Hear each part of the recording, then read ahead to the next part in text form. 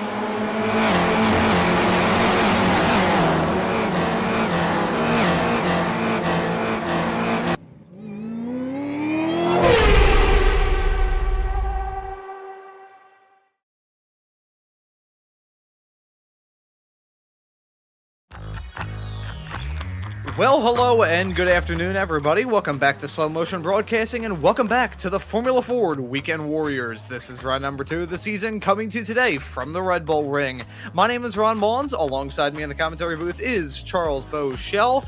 Guido Marzucchi is our producer for today's broadcast. Well, Charles, we're going to get used to seeing this track throughout today. We got the Formula Fords running now. The Spec Racer Fords running a little bit later on here this afternoon on SMB. But first off, we got these plucky little Formula Formula Fords. We have seen some Formula racing already here today, and based off that, I have a feeling that turn number 3, as is so often the case, is going to be a trouble spot. But in these cars, which do have a bit of draft assistance to them, I have a feeling we're in for a really wacky race.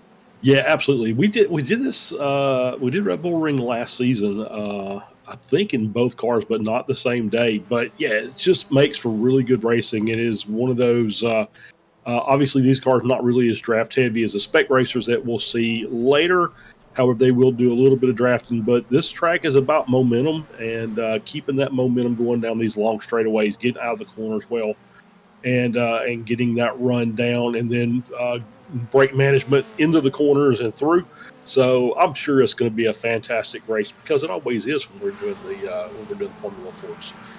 We'll go ahead and talk about today's keys to the race. First, watch out for the. I'm sorry, I may have jumped the gun there. Anyway, watch out for the curbs. Obviously, turn 1, turn 3, got those big monster curbs that are probably bigger than half of these cars out here. You don't want to clatter them too much. Just kind of ride the edge and work your way through. Secondly, as I said, you want to make those passes down at these at the end of these straightaways in the braking zones to try and get your run, get a good move done, and get out. And then last year we saw a little bit of debris becoming a bit of an issue, especially on the back half of that circuit. So once we got out of turn 4 for turn 5, got to the back half where it's a little bit slower and more winding, they had a tendency to pull debris out on the track and made for some issues. So that'll be what I'm looking for today. And, heading into this race, I'm expecting the sort of stuff that we saw last season here with the Formula Ford Weekend Warriors. These drivers had some difficulties running around here and trying to keep their cars on the road. It's a challenging track, this. It was based off the old Österreich ring, which basically the exact same configuration here, just a little bit more puffed up, so to speak. It basically put a bicycle pump to this current lap and inflated up a teeny tiny bit, and that was the old Österreich ring. Fantastic track, and sadly, don't have that layout anymore. Instead, we've got the Red Bull Ring. Used to be called the A1 Ring many moons ago, but here at the Red Bull Ring has hosted at least one Grand Prix. So in some cases it's been 2 ever since 2014 on the F1 calendar, and 2 back-to-back seasons featuring this track here in the FFs. And I'm sure those spec racer Fords also going to put on a pretty good race, as they did last season as well. Currently in qualifying, though, have about 6 minutes left to go. I'm looking through to try and see. I think we're going to do an onboard lap here with the driver currently qualified in P14, the driver of the 666. It's Ada Allen heading his way down that start-finish stretch off into turn number 1. This turn 1 is super tough around this track. Nicky Ladabend, as it's called. You got to worry about that exit. You can see that curb taking a big chunk out of the racing surface. You got that big curb on the outside. Charles, you mentioned it a couple of moments ago. The curbs can be rather tricky around here. They can be fatal in even bad situations as well here in the sim. Heading your way through turn number 2, which really isn't a corner. It was originally 9 turns on this layout. They added in that one to make it a big around 10 because of the motorcycles, but it leads into the challenging turn number 3. That turn, that is a choke point if ever it has been seen on the iRacing platform. You see in real life and you see in the sim, drivers going side by side through there. It really narrows up on corner exit. Super tough corner to try and nail down. Then you got that small little wiggle down that stretch here into turn number 4. This turn, another tough one. Hard to go side by side with that turn on the exit.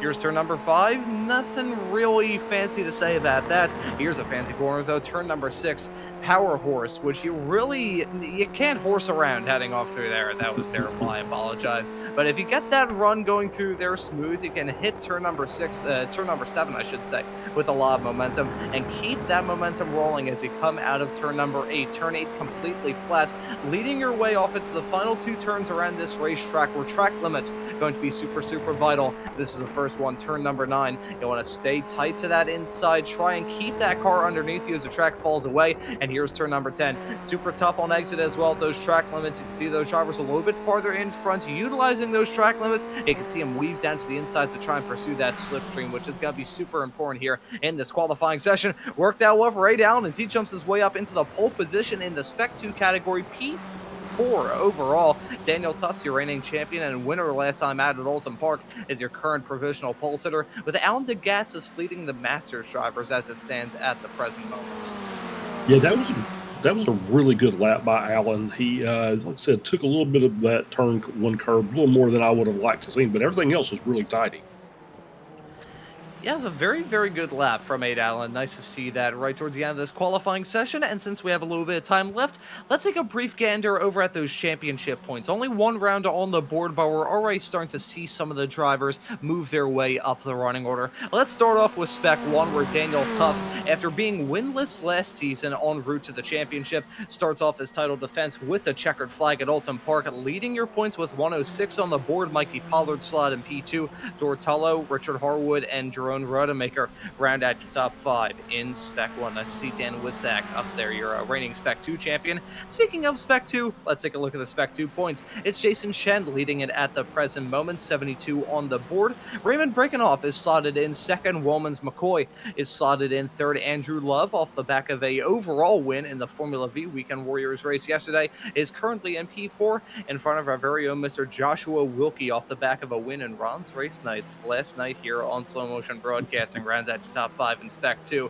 As we take a look over at the Masters class, it's your reigning Masters champion of Antonio Reese leading it at the moment. Alan DeGassis is right behind in second. Brad Cathcart, Jeff Wubker, Jim Brewster, and series admin Stevie Ray round out your drivers in Masters who have scored points thus far this season. So that's how it stands in the points. This is how it stands in qualifying. Coming up to the checkered flag in 2-1. There we go. Checkered flag out in qualifying. These drivers only have a couple more moments to get the job done. Yeah, they'll get their last flying laps in here. Anybody that's already crossed the start-finish line before the 20-minute mark will get to complete their lap. So we'll go into quality overtime here for a couple of minutes as everybody gets their last few laps in. Look, and Felix Amonis has got a couple green sectors in his and working through sector 3 now. So we'll see. And then, looks like it's all dropped off. Yep, maybe moved up a little bit, but yeah, it's one of those that's, this is going to be, it's probably a good thing to be up here qualifying. It seems like it will be very important here because obviously in the mid-pack of the battles that go in there and some of these tight corners make for some very, very interesting collisions. We've seen that over the course of our time doing the broadcast here at Red Bull Ring. And it doesn't matter this car, other cars, but you get choked up in turn 1 and turn 3, and it makes for some serious calamity. So we'll have to keep an eye on that as qualifying is wrapping up here. We'll be moving over here just shortly to start the race, and we'll have our qualifying grid or race grid pulled up for you. Yeah, just waiting for the rest of these drivers to pull their way down into pit lane. Looking good for Daniel Tufts to hold on to that overall pole. Simon Ball looking to continue on his form, currently slotted in second. Mikey Pollard rounds out your top 3 presently. Tufts and Pollard, some standout stars when it comes to the iRacing F1600 official series, where a lot of these racers usually run in as well, and the schedule that we have here for the FF Weekend Warriors is usually based on as well. We got a rather awesome schedule to look forward to here for season number 3 of 2025. Of course, at Oulton Park last time at the Red Bull Ring here today. Gonna be running at Summit Point in 1 week's time, followed by Watkins Glen, Road Atlanta, Laguna Seca, Long Beach, VIR, Bathurst, Sonoma, Oshersleben, and Donington Park to bring this season to a close. Now, the past couple of seasons here with the Formula 1600s here on the iRacing platform, Motorsports UK, who's a sponsor of the official series, has been really dictating that there's a lot of UK tracks that need to be on the schedule because of their sponsorship. For this season, they actually put the vote back into the hands of the community, and that's part of the reason why we have a schedule which is a bit less UK heavy. I think it was season 1 of 2025 where we had, I would probably say, about 3 to 4 non-British racetracks for the entirety of the season. My teeth are already bad enough. I can't risk spending any more time in the UK. But anyways, before I have most of Britain willing to burn me at the stake, let's take a look at the starting grid here for the second round of the championship. And it's going to be Daniel Tufts starting this race from the pole position, fittingly in the number 1 car. Simon Ball will join him on the front row. It's going to be Mikey Pollard starting this race in third, alongside 8 Allen Matlin, your top qualifying Spec 2 driver, rode on board with them at the perfect time as he lines up in 4th. Alan Degassis will grab your Masters pole position starting in P5. Felix Samoas will start alongside him in 6th. Edward Buchanan, the Canadian in the 5 car, will start in 7th alongside Antonio Reese, your reigning Masters champion, in P8. Jesus Rodriguez will start this race in 9th, with Dan Witzak rounding out your top 10. Yep, starting in P11, we've got Richard Harwood. Graham Hunt starts in P12. Joaquin Osbeck starts in 13th. Raymond Brekenhoff starts in 14th. Jeff Jacobson in 15th. Kevin Adrian in 16th. Jerome Rodemaker starts in 17th. Andrew Love in 18th. Jim Brewster and Peter Maddox round out your 10th row. Jason Shin starts in 21st. Paul Jackson in 22nd. Josh Wilkie in 23rd. Series boss man Stevie Ray. Actually, 2 boss men. That's a boss man row right there. Josh and Stevie Ray, 23rd, 24th. Jeb Wupker in 25th. Chris Melton in 26th. Ken Poulin in 27th. Philip Fernandez starts in 28th. And Russ Telker rounds out your 29 car field.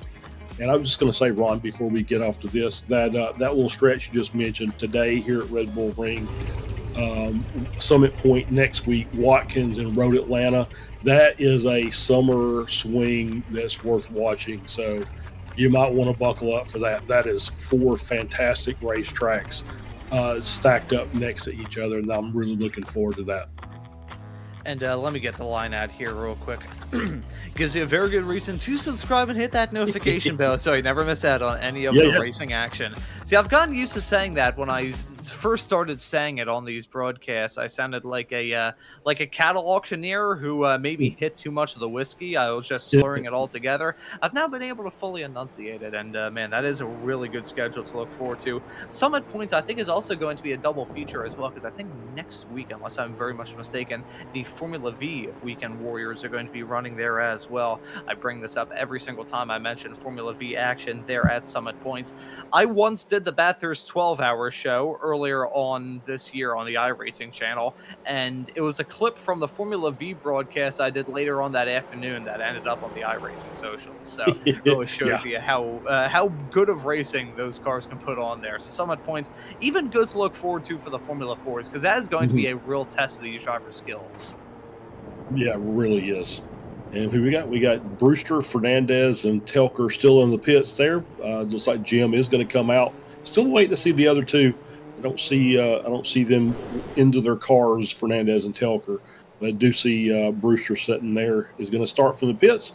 And you know, that's probably a veteran move by Jim. If he didn't feel like he got enough practice, just get back there and start in the pits and just stay out of everybody's way until he gets up to speed.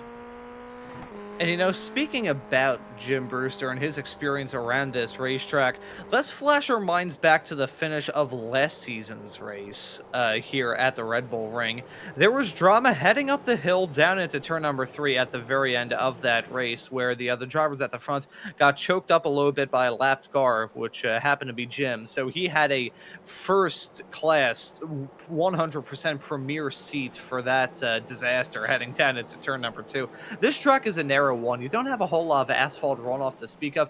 Bit more, I would say, potentially in real life now compared to in the sim. You have some gravel traps though on the outside of some of these corners, just as a nice little track limit deterrent. I get bad flashbacks to a couple of years ago.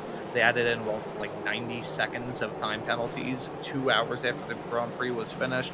I don't like thinking about the track limits around here, because the first Austrian Grand Prix that I was able to tune in for the whole weekend, like watch all the practice sessions, the qualifying and the race, was 2016, where pretty much everybody's suspension exploded at some point during that weekend.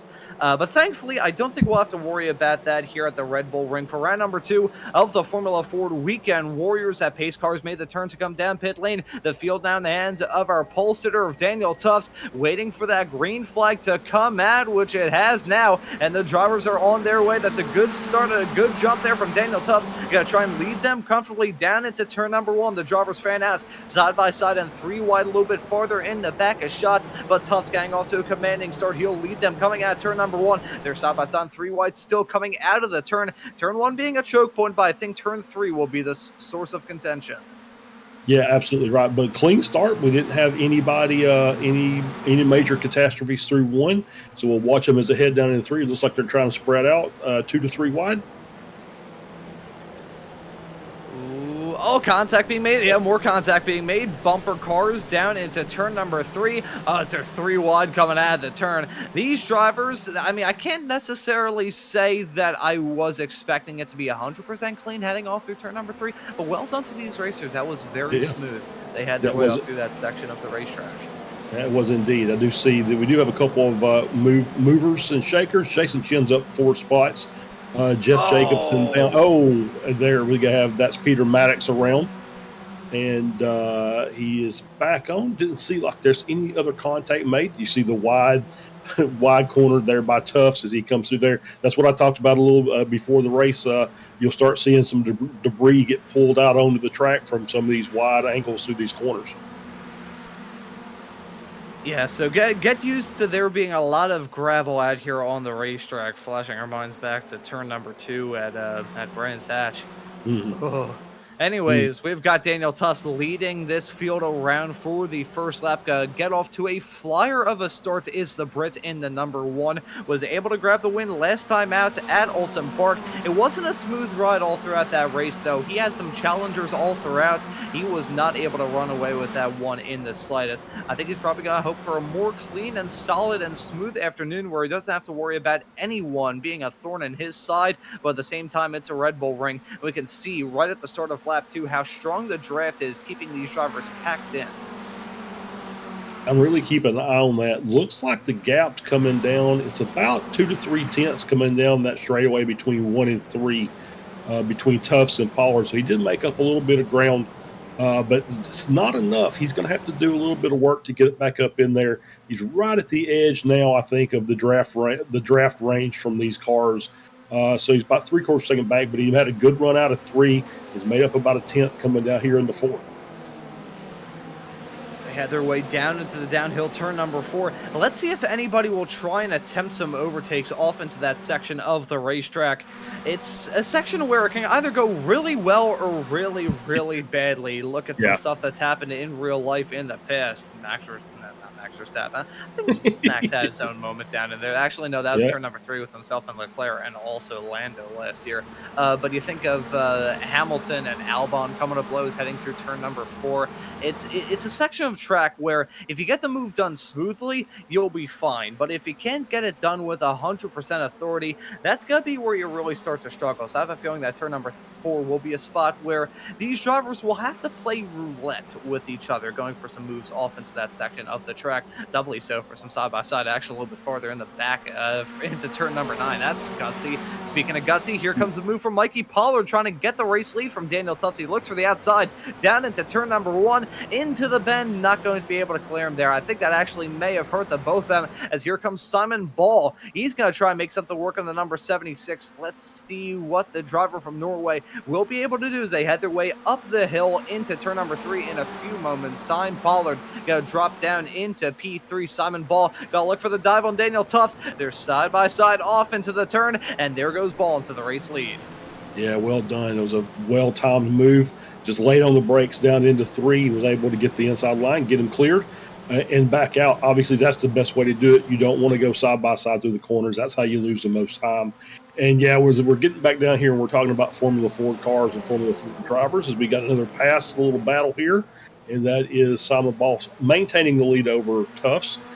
Turn 4 is a downhill, hard braking zone, and the angle of entry for that corner is not great, and it's just a weird corner all the way around. So yeah, that's going to make for tough passing there, as you see that it's real easy to get pushed out wide into the gravel. Ooh, and we got a crash in the back. I believe that's Josh Wilkie involved, and we're going to look down here as we're talking about the aforementioned turn 4. He gets down to the inside, makes the pass, and gets just got tapped from behind by Jacobson there. And we nearly just saw someone else get wiped out of that. Yeah. Close call if ever you see one. Yeah, so Josh is on his way back. He's towed back to the pits for some rhinoplasty on that car. and he'll be able to get back on the track, hopefully salvage a few points, a few positions before the end of the race. I'll have to send you like a, I don't know, $50 Applebee's gift card because I may need to steal that rhinoplasty quote. And talking about a driver getting a nose change. Let's see as they head their way down to turn number 3 if it'll end in tears for these drivers up the front as well. Nope, Daniel Tufts holding on to the lead in front of Ball and P2. Mikey Pollard rounds out your podium presently. But yeah, that moment with Wilkie and Jacobson, close quarter stuff here. I think both of those drivers could have probably done something a little bit different to avoid that collision. But again, very good reason why I'm behind the microphone instead of behind the wheel. We jump to Jeff Jacobson briefly as he's currently slotted in the final spot inside the top 20. Just about everybody in this field is still rather close together. The top oh boy, that's Daniel Tufts running wide into turn number 4. This may be the opportunity that Ball wants to try and take advantage of. The ball's definitely in Ball's court. Let's see what Ball will be able to do, whether or not he wants to ball his way up into the race lead. Yeah, that was absolutely terrible. Yeah, so Ball in second, Tufts maintaining that lead, but you can see how turn 4 is going to kind of influence the second half of this lap. You just got to get a really good run out there, and like I said, it's just a weird corner. As you see, real easy to run wide, and that's what Tufts did. Obviously, our reigning champion knows his way around a Formula Ford, so that was just luckily no contact made. That could have took out several cars at the front of the field. And that's a very easy moment to have happen down into turn number 4, that downhill braking zone. Very easy to either lock up a front or lock up a rear, but it's cost him out a little bit of time, and it's given Simon Ball the opportunity to get that move done down into turn number 1. There's Ball into the race lead. Now Daniel Tufts going to be enjoying the drift, but I think Mikey Pollard may try and pounce in this fight as well. Let's see as they head their way out the turn. You can see Pollard saying, you know what, I'm gonna let you two try and battle for the slipstream. I'm gonna lay back. I'm no thanks. I don't want to be involved in this. Side by side between Ball and Tufts down into turn number 3. He nearly saw a bump and run from Pollard to the back of Ball. That Tufts jumping his way up into P1, and now the fight's gonna go on for second. Yeah, absolutely. We've got a 6-pack here at the front of the field at the Red Bull Ring. As they're working their way down into 4, and we do have that P7. Alan DeGassis is trying to get up into this group as well. And these guys fighting in the front, we say it all the time. You get a fight in the front, it just invites more people from the back to join in. We do have Tufts has now broken out a little bit, but these guys will get lined back up, track him back down, and if they keep up too much, you've got another. How many cars are in this mixed group? Like another 8 or 9 that will be happy to get up there and battle for the lead. As we continue to follow these drivers, the front 7 still covered by just about nothing, and the 3 drivers at the back of this, the only ones that aren't Spec 1 racers. You got the 2 Masters runners of Reese and DeGassis, and the Spec 2 leader of Aid Allen. So looking at that fight as it continues to flare up with Edward Buchanan making a very early call to come down pit lane. That's going to be very, very close for him to be able to make it to the end of this race as Pollard gets that move done down to turn number 1. Happens so many times. Oh boy, that's running a little bit wide for Pollard. Maybe an opportunity that Daniel Tufts is going to take advantage of. They're 3 wide, heading their way out of turn number 1 onto the back straightaway. Pollard going to be the first to back out of that, stalling out with the momentum out of the turn. Side by side fight with Ball and Tufts up into the braking zone. Who's going to win out? Will it be Ball on the outside or Tufts holding onto that inside line? It will be Daniel Tufts. Is able to clear? Actually, no. Look at that. The run out of the corner for Simon Ball. That could have ended in tears with himself and Daniel Tufts coming out of turn number 3. But here they go down the hill off into 4. Ball, Tufts, and Pollard treating us to a brilliant fight. And Felix Samoa's right behind saying, hey, if these drivers crash into each other, I'm going to be the one to take advantage of all of it. So he's laying back. He doesn't want any part of this chaos as Simon Ball and Daniel Tufts continue to fight, heading their way off through the mid-sector down to turn number 6 right now. Who's going to back out of it? Neither of them doing. Contact being made, heading off into the turn. Simon Ball, I believe, gets the edge out over Daniel Tufts. However, both of those drivers had to break their elbows out in that battle.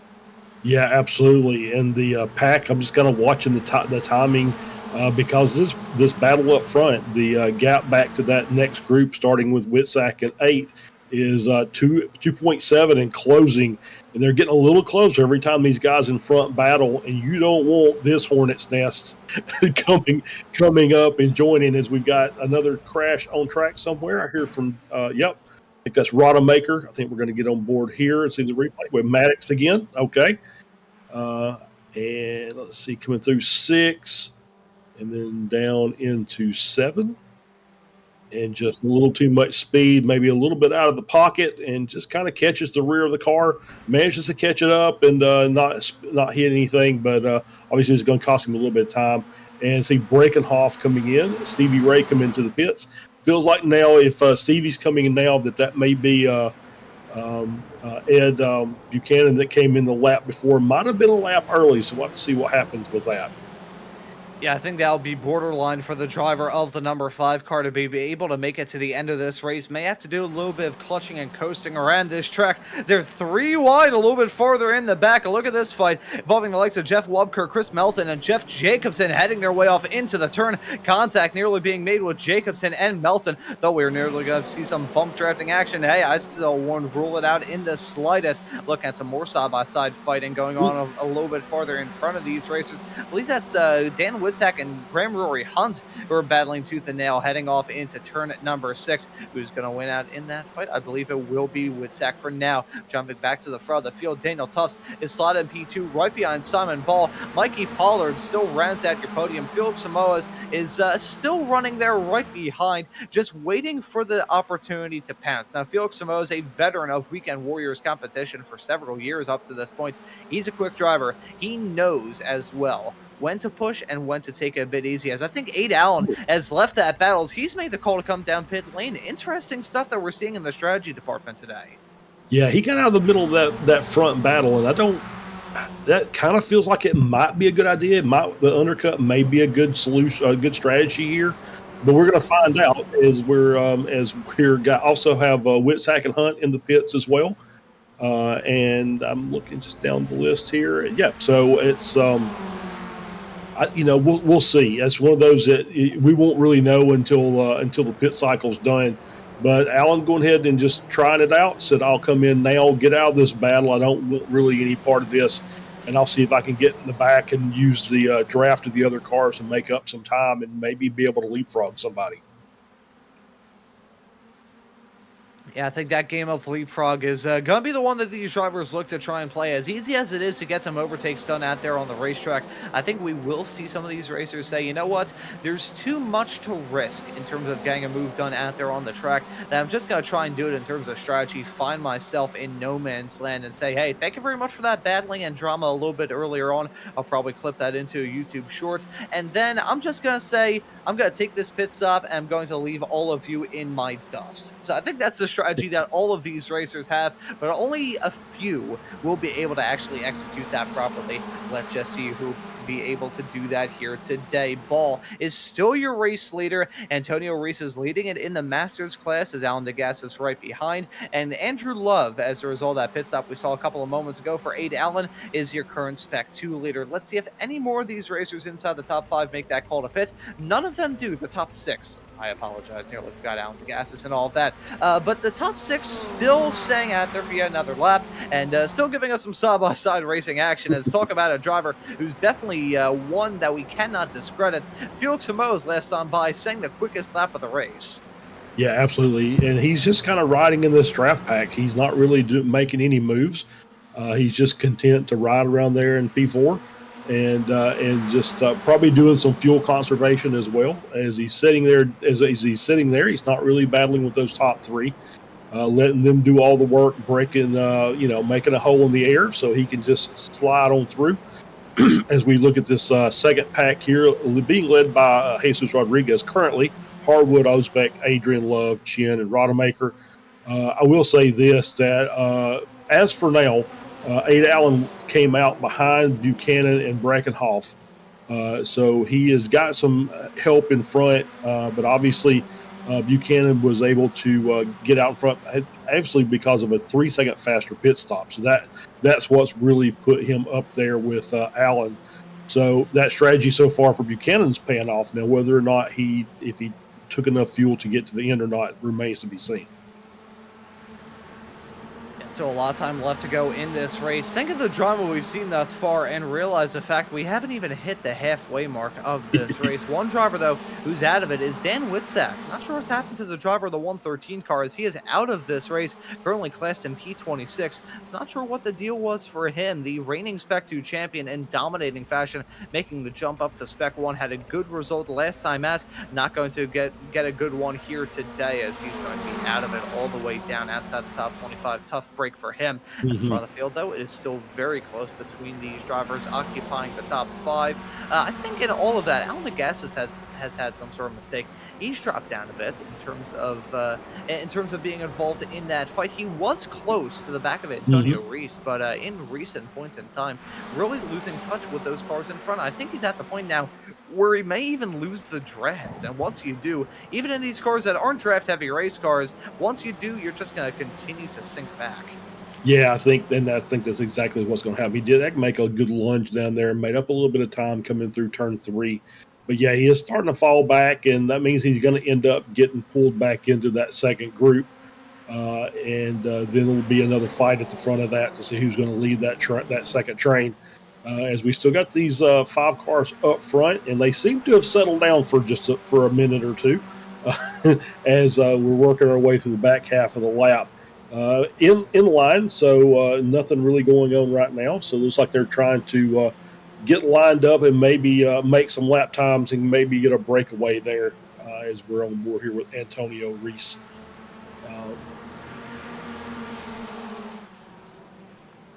And what was the nickname that Antonio has now with the other? Yeah, I think that's what I was trying to. Wolveronio. There we go. Yeah. I was thinking it was Wolveronio, but I didn't really remember for sure, as Simon Balls actually made that call to come down pit lane. So that's a big development at the front. The first driver to come in from that pack since you're at 1 point Spec 2 leader, Vade Allen. So Ball making that call to come down pit lane. There's been an incident a little bit farther in the back involving Chris Melton in the 252 car. So he has his way through the middle end of the track in the Moose Knuckle Motorsports car. That is an absolutely fantastic team name, but this is not fantastic moment for him. Ooh. Loses it. I believe he may have just I'm not sure who that was. That may have been Peter Maddox having that moment. Brewster, thankfully for him, he was away from that drama when it brewed up coming out of turn number 6. But I think what we saw there potentially was another driver losing it on the curbs. Even those ones that are a bit more on the flatter end, they can still really wreak havoc in these open wheel cars.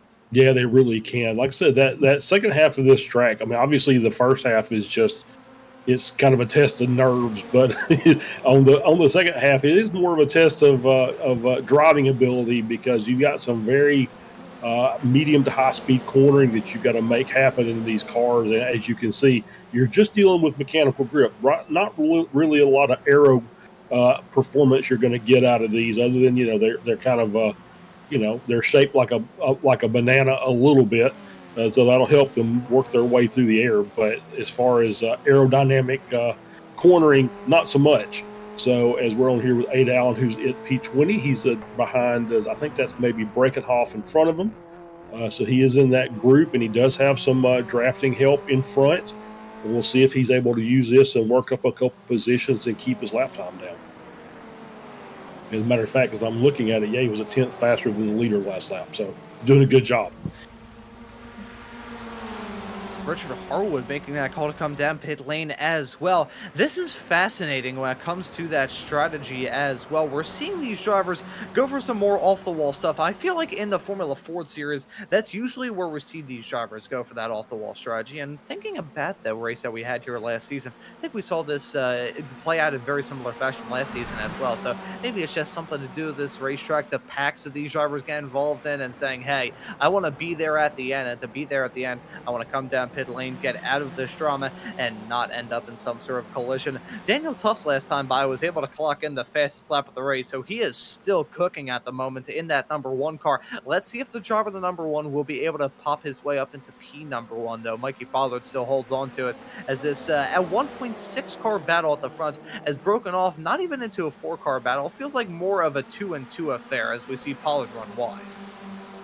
Yeah, absolutely. It seems like that's what's going on right now. Is you've got the 2 cars up front battling, and you got the 2 cars behind that are just are just content to be there.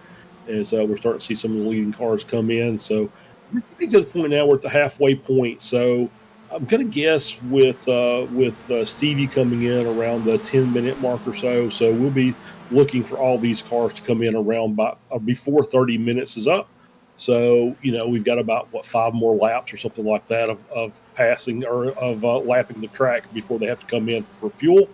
So we'll keep an eye out and see if any of these other lead packs kind of break off and go in by themselves and try and get an early jump on that pit stop. Was Joachim Osbeck make that call to come down pit lane in the number 26 car. That will give P7 to Kevin Adrian and drop him outside the top 10. Jason Chen and Andrew Love, they've been involved in their own battle for the Spec 2 lead. I haven't really talked about those two racers too much, as it's not necessarily a battle for the Spec 2 lead for the entirety of this race, as Aid Allen came in, one of the earlier drivers to make that call to pit, and these two have still stayed out. But Jason Chen and Andrew Love giving us a good battle to talk about at the present moment. We follow these two and look at the car of Andrew Love chasing from the back of Jason Chen's number 814 car, now running on board some of the awesome onboard cameras that we've got here on Slow Motion Broadcasting. And hey, if you want to tune in for some more fantastic onboard cameras, how about you hit that subscribe button and the notification bell so you don't miss out on the racing action. That was about as slick as 80 grit sandpaper. But Andrew Love holding on to that spot, I appreciate the agreements there. But we still got a good battle up at the front. Pollard and Tufts still running nose to tail. I feel like these drivers are cooling this off, and now whether or not this is the calm so we can come down pit lane storm, or if this is the calm before the genuine storm of these drivers throwing haymakers at each other before they come down pit lane, remains to be determined. I have a feeling that it'll still probably be a little bit before we see all of these racers come down pit lane, but I also feel like they're not going to come in together. Yeah, I don't know. It's I can kind of see them coming in. I would want to come in as a pair personally, but obviously sometimes unless you're the second one, you can't really dictate that. Ooh, a little squirrely there by Rodemaker coming out of turn 9, but manages to get it held up. And so we'll see. Yeah, it could be one or all of them. You never know. A lot of times they'll run. These guys will run till the fuel's empty, which means they'll all be coming in within a lap or two of each other. So I think that's kind of the standard fare for this league. So you'll see these cars probably all come in with about 12 or 10 or 12 minutes left. Paul Jackson just dropped down a couple of moments ago. Not sure whether there's some sort of drama involving him. And your at one point race leader, Simon Ball, just got moved on him to jump his way up into 12th. That's one thing as well to talk about that early call to pit. I mentioned how these drivers look to do that just to get out of the smoke and the drama. But the opposite can be true. You come into the pit trying to get out of a battle, and you exit pit lane finding yourself involved in another one. That's the sort of mental game that these drivers have to play of like, okay, will I be able to run a smooth race if I come down pit lane at this point in time? So important to be able to figure out where exactly you will exit out when it comes to these drivers' runs down pit lane. Super vital when it comes to these Weekend Warriors races. But that was a rather slick move from Simon Ball. Nothing too scary or interesting of note for that as he makes his way up another spot. But Mikey Pollard still leads in front of Daniel Tufts in front of Samoa's, in front of Antonio Reese, your current Masters leader in P4. Doesn't look like we'll have any more takers coming down pit lane this time by, as we are knocking on the door of the final 16 minutes. Yep, absolutely. I'm just watching the gases is falling back off of this lead group. Oh, we got a car coming in. That was Rodemaker. And he's in now for his stop, up 10 positions. He's having a good run. He's relinquished that spot to come in and take his pit stop. And that gap has really grown between those front four. Now that they've kind of cleared out, it's just the four of them. They're running nose to tail. They've really put the hammer down. They're up 5 seconds over to Gassis, who's with the back of this train, and then the Gassis is up another 5 back to Rodriguez at 6.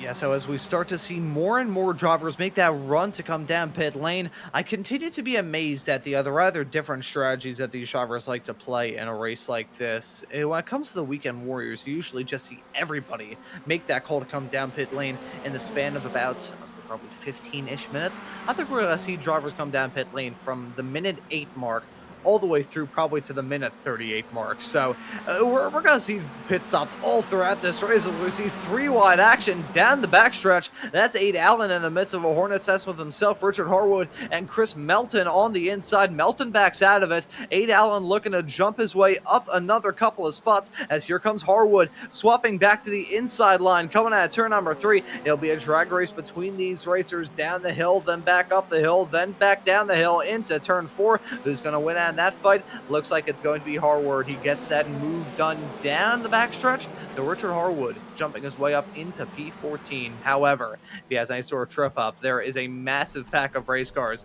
looking to just blow his doors off. Even if you trip up a little bit in a pack like that, you will crash your way down the field like an anvil pushed off the side of a skyscraper.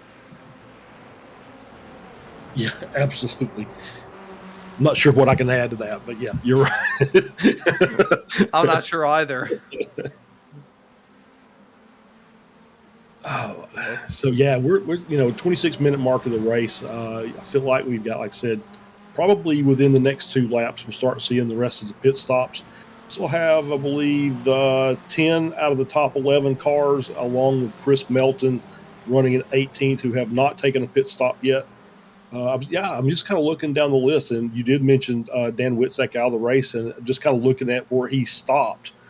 It was like with in the last, the last sector of the track, and it's just kind of weird. I don't know if maybe he was coming in for a pit stop, maybe missed pit entry, which is prone to happen here. We didn't really talk about pit entry and pit exit, but it's not straightforward.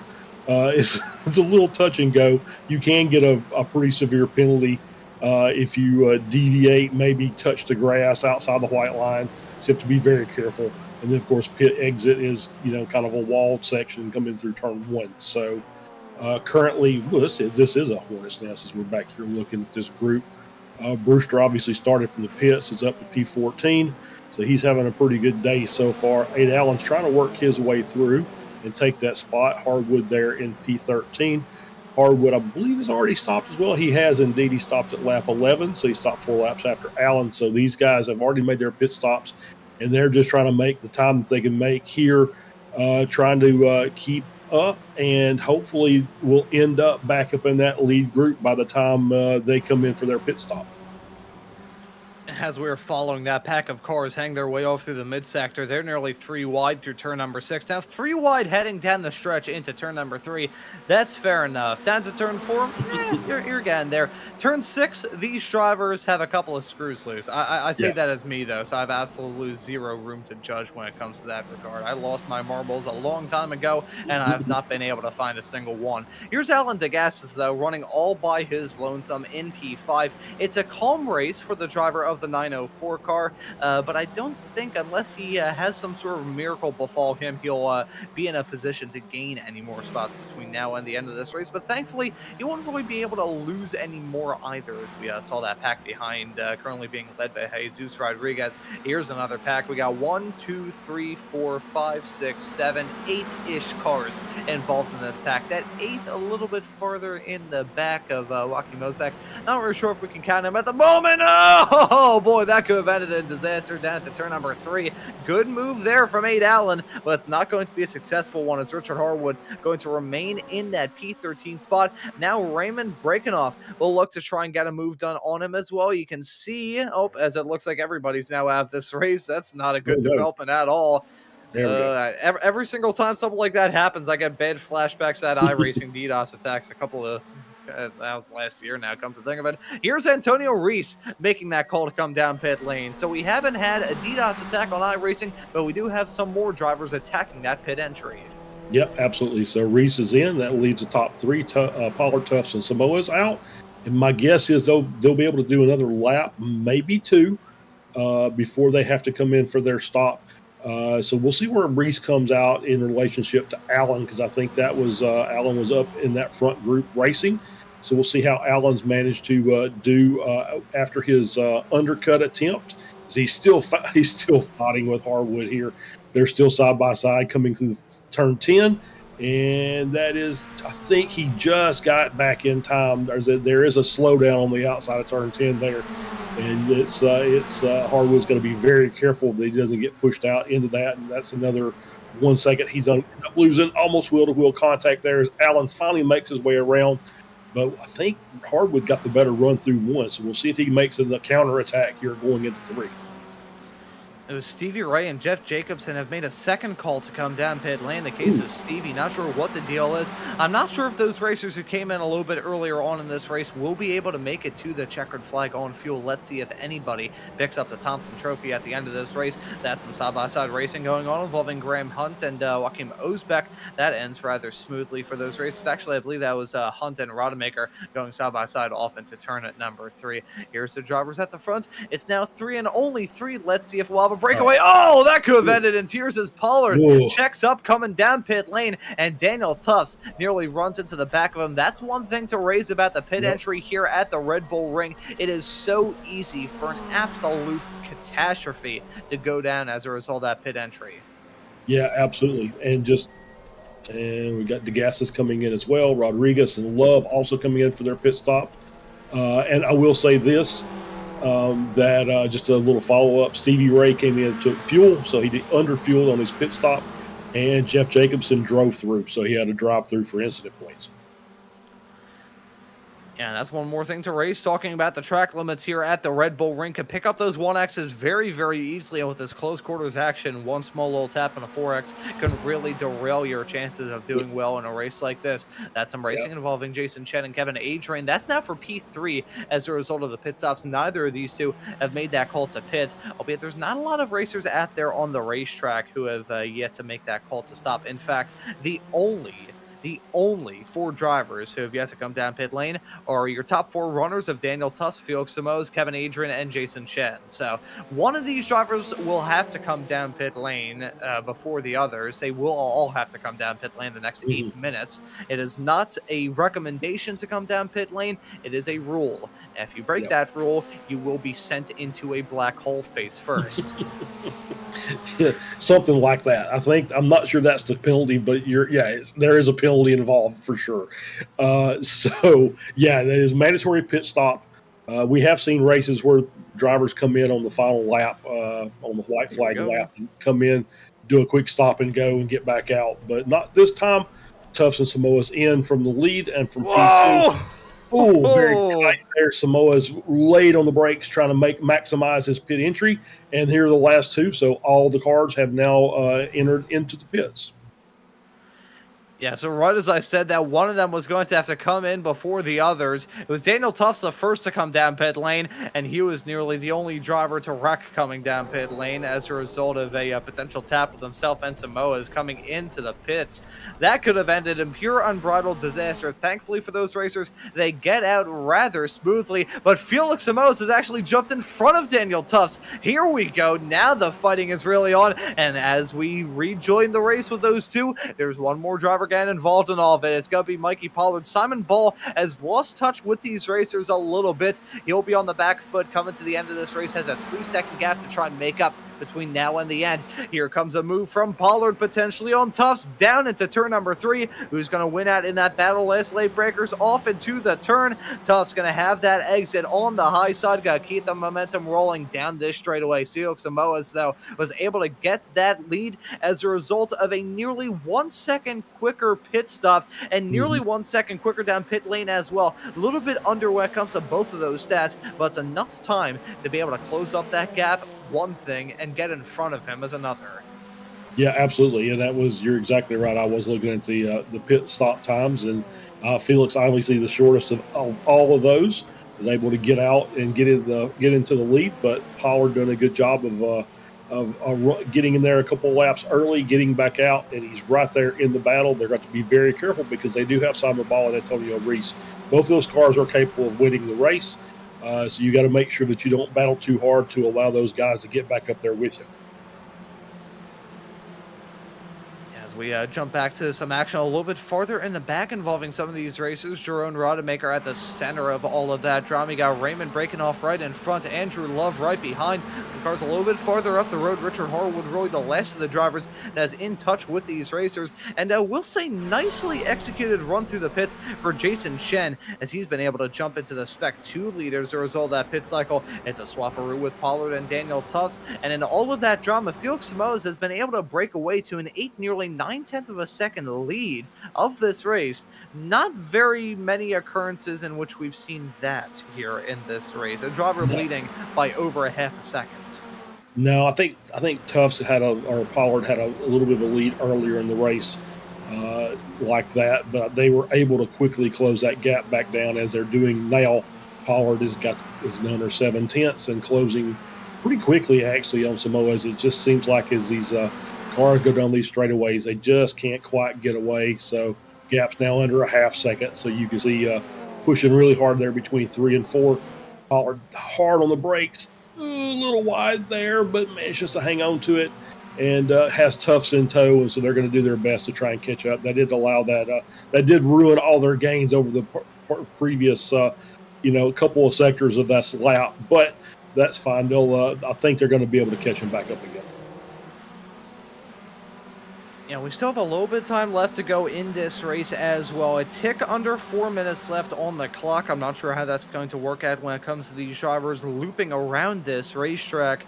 I do believe, unless I'm very much mistaken, they're probably on 4 to go this time by. Fourth, I believe it may actually be 3 to go this time by for these racers. Felix Samoas, though, holds on to a 6.5 of a second lead. I think Mikey Pollard and Daniel Tufts, the fate of each other's races really is in their hands at the present moment. If they start to battle tooth and nail and really just throw haymakers at each other all the time, that's going to allow Felix Samoas to just run off into the distance with the victory. One driver not going to be involved in that is Tufts as he spins out of the turn in a cloud of smoke and dust. That's Daniel Tufts out of this race.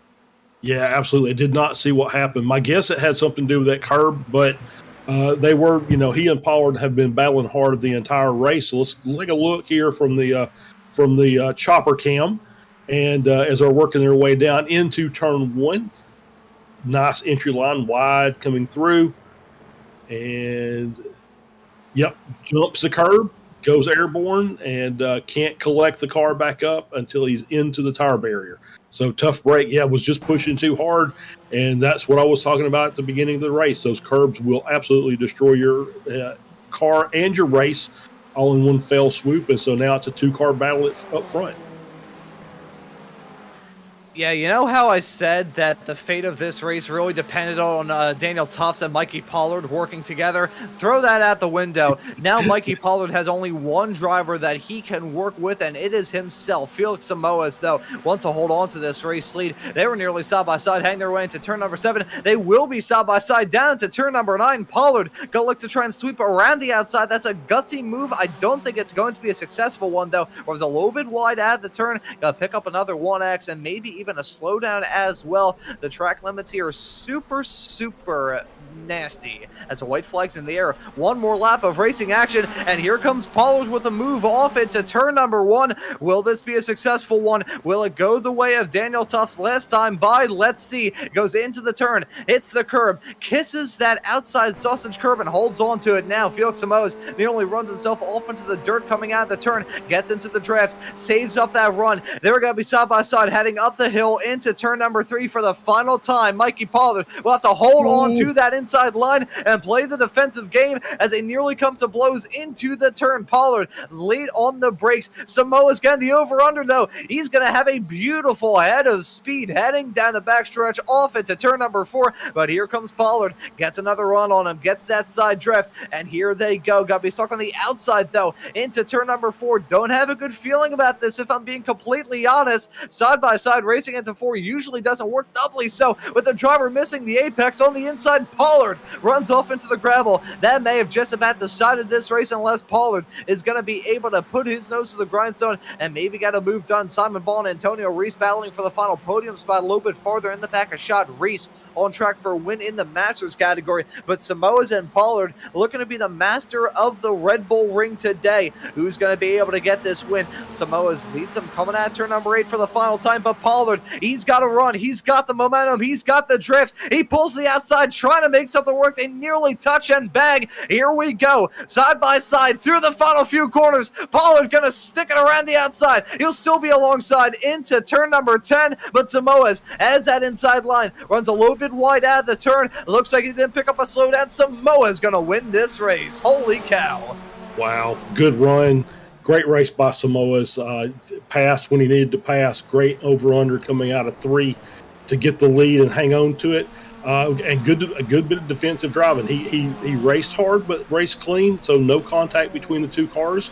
But did enough, put enough pressure on Pollard from the front to able to keep him behind him. And great race and great ending.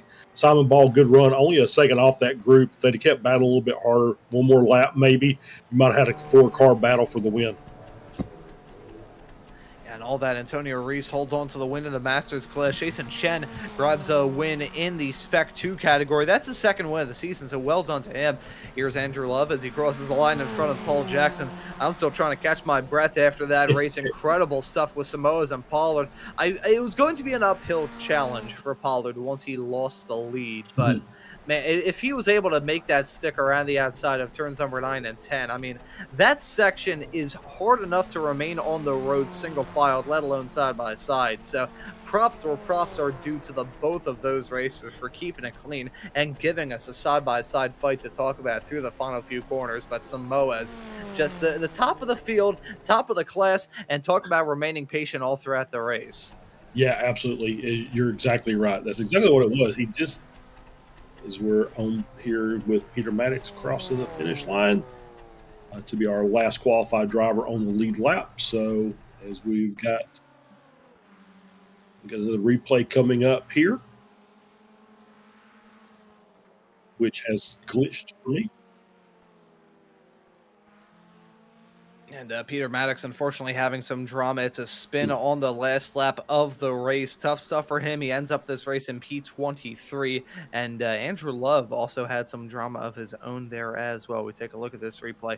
He heads his way. It was a bad moment coming at pit exit. As much as pit entry is super tough around here, pit exit can be really rocky as well, going up the hill. And unfortunately, there contact with a wall as well for Andrew in that drama.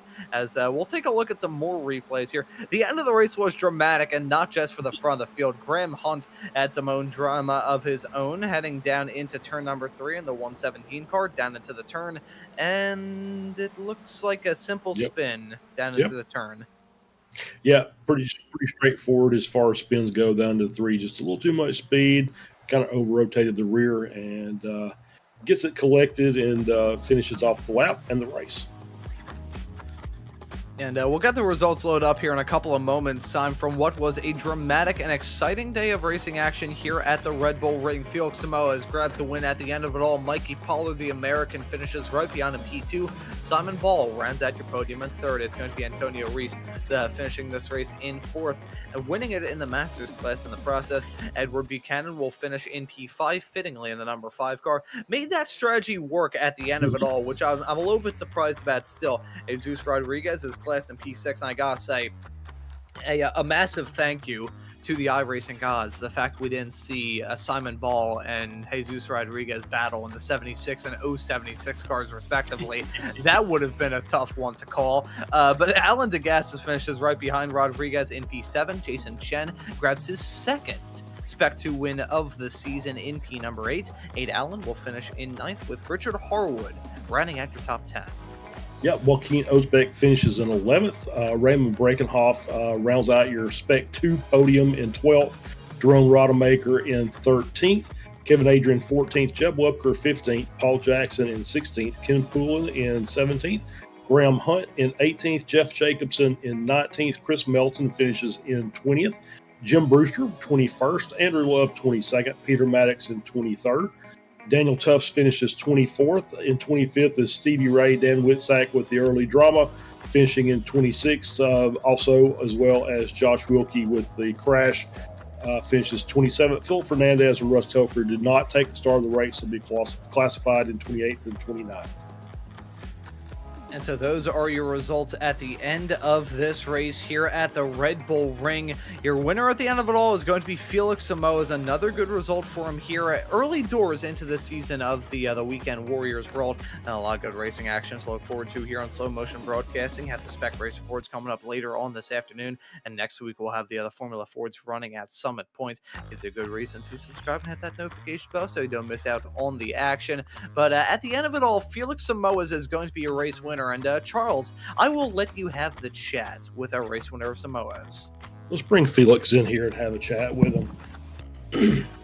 Felix, congratulations on the race win. Good battle. You played it kind of cool at the beginning of the race. You didn't really do a lot of fighting until after the pit stops, but put on a really good clinic there in that final lap. So you talk about it from your aspect. Yeah. So I mean, this draft race is. For me, the best strategy is play it cool until the pit stops, and then on the final laps, you race hard. And I saw the guys in front of me racing hard from the start. I was like, this is not going to end well. Either someone is going to crash, or we're going to lose a lot of time to the guys behind.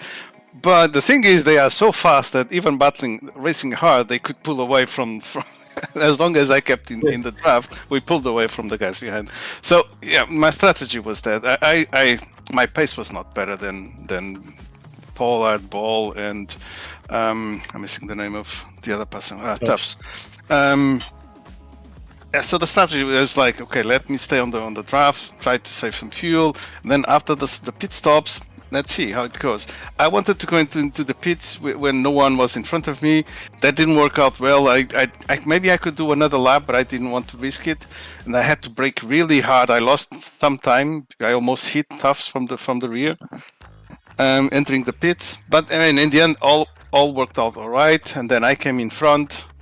Then I was thinking, okay, I'm gonna battle with Pollard and Tufts. I mean, even if I come third, I'm good with that. Then unfortunately, Tufts had that spin exit in turn one, and then when 2 laps to the end, I started believing it was possible, and I defended, and it turned out good for me. There you go. And it was you did a great job, and we really highlighted that move, the crossover you made coming out of 3 to get the run down into 4, and then once you got to the lead, it was just defensive driving, and you did it brilliantly. So congratulations. Thank you. So we highlighted this a little earlier in the broadcast to the upcoming events. Obviously, 3 weeks from now at Road Atlanta, 2 weeks Watkins Glen, but next week Summit Point, which is just a fantastic track for these cars, and I know that will be one that you'll be looking forward to. Yeah, I mean, it's another draft track with the I'm missing the word. With the problem that it's narrow. It's a narrow track, so let's see how it goes. It's a fun track, but if the people don't play it cool, it can easily go into crashes when racing hard. Let's see how it goes. I mean, I like the track, so I'm looking forward to it, to be honest. I mean, I'm trying to take it cool this season, because last season I was a bit hot-headed at some point, and I ended up losing all the championships when I had a shot at all of them. Let's see how it goes this season. All right, Felix, congratulations. We'll let you get any thanks or shout-outs, and let you go on your way and celebrate your win today. Yeah, as usual, everybody involved in the race, and that the people keeping the league running, and you guys in the commentary, and the people supporting with the sponsorship.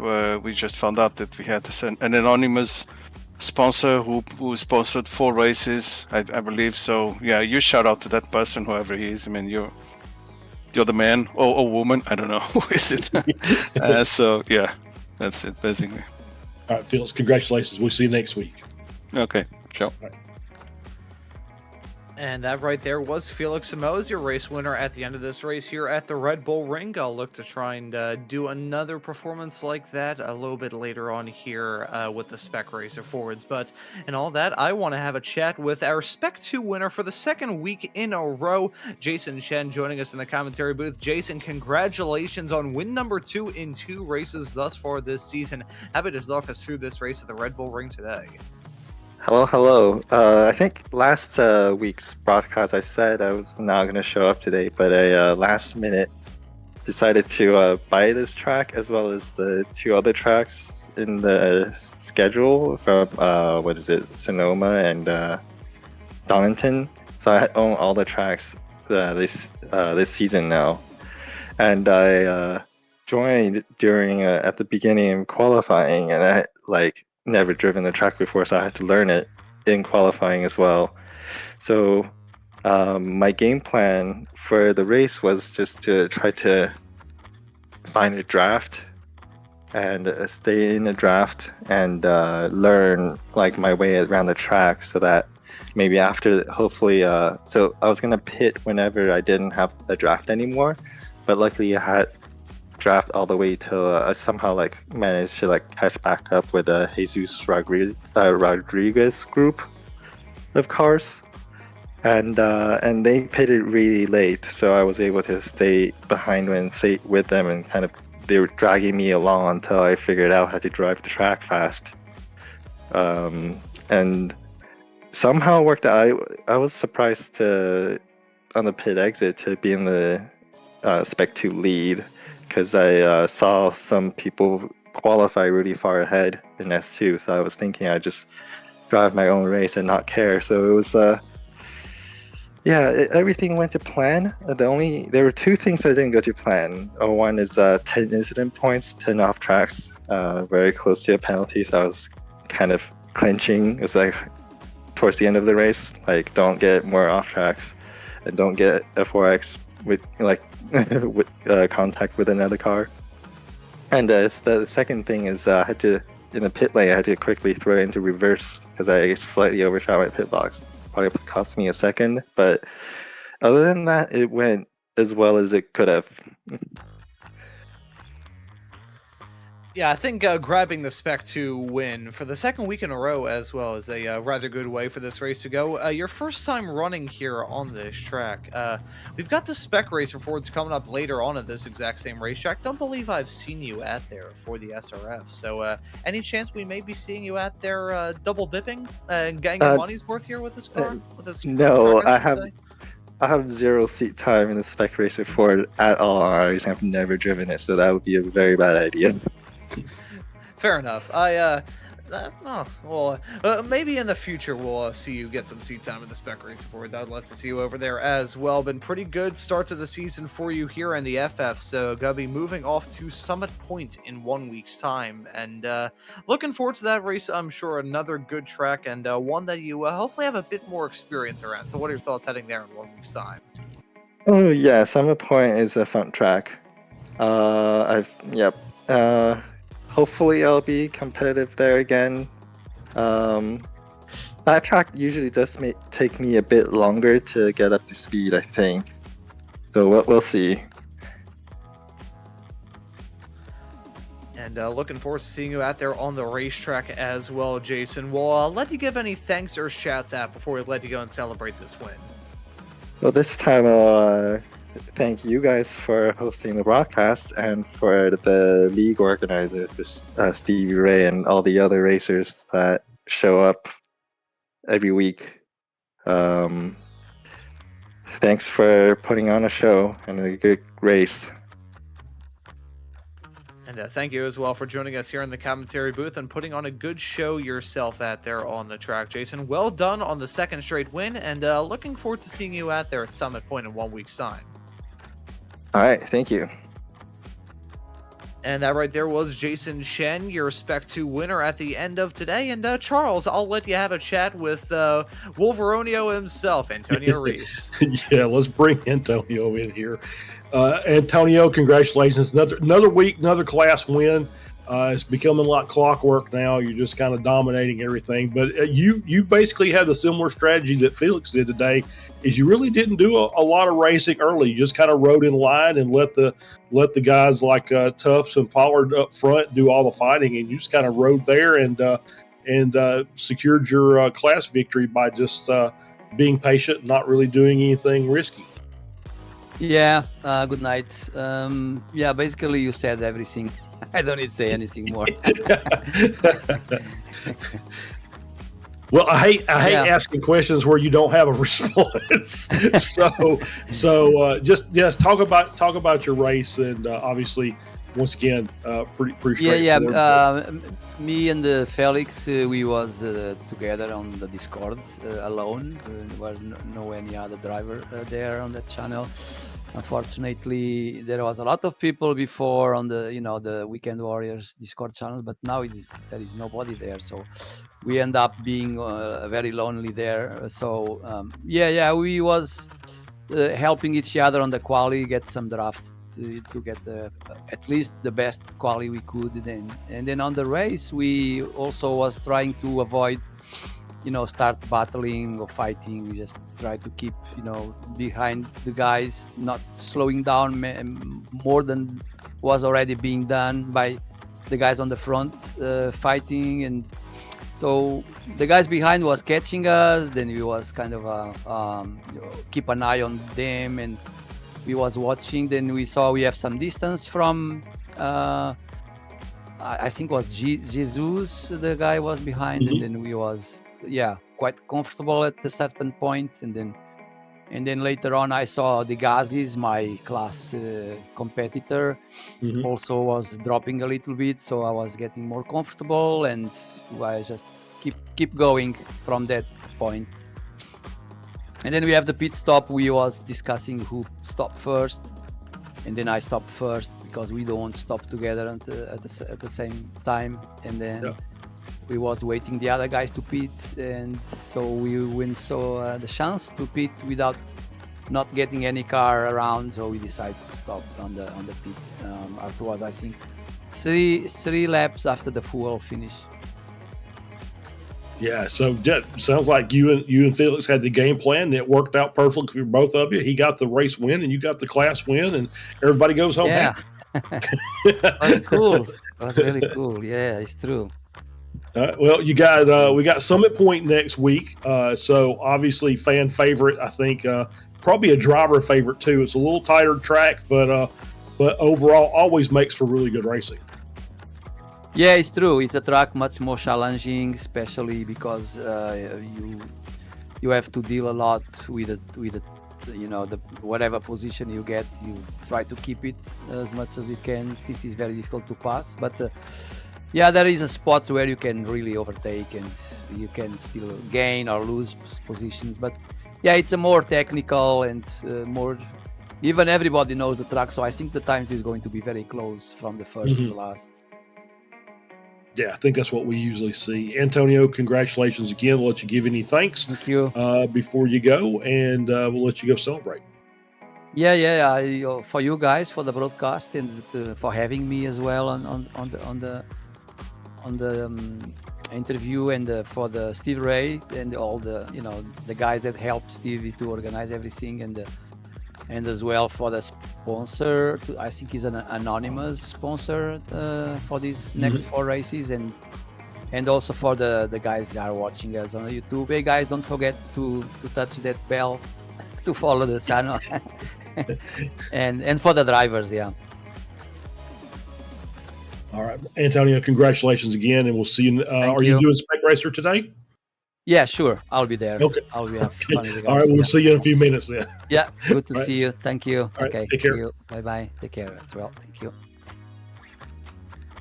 And that right there was Antonio Rees, who was able to get that hit the subscribe button and the notification bell out more smoothly than I feel like I've ever done. So this may be my farewell performance here from the Formula Ford Weekend Warriors. But Charles, one absolutely awesome day of racing action we have to look forward to, and what a way to get up and rolling here at the Red Bull Ring.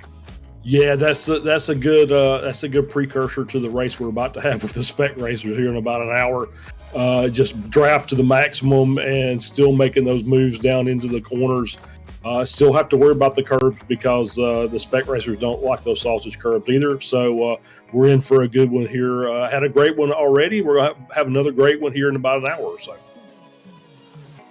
Yeah, and looking forward to that Spec Racer Ford race later on this afternoon here on Slow Motion Broadcasting. And looking forward to the next round of the championship here for the Formula Ford Weekend Warriors at Summit Point in just 1 week's time here on SMB. But I think for this broadcast here, that will just about do it for the action from round number 2 of Season 3 of 2025 here from the Formula Ford Weekend Warriors. So for myself, Ron Maunz, Charles Boshell joining me in the commentary booth, and Guido Marzucchi doing a fantastic job as always, working the cameras and the graphics inside of the virtual production hauler. I say thank you all so very much for tuning into this broadcast here on Slow Motion Broadcasting today, and we hope to see you all for that Spec Racer Ford race coming up later on this afternoon.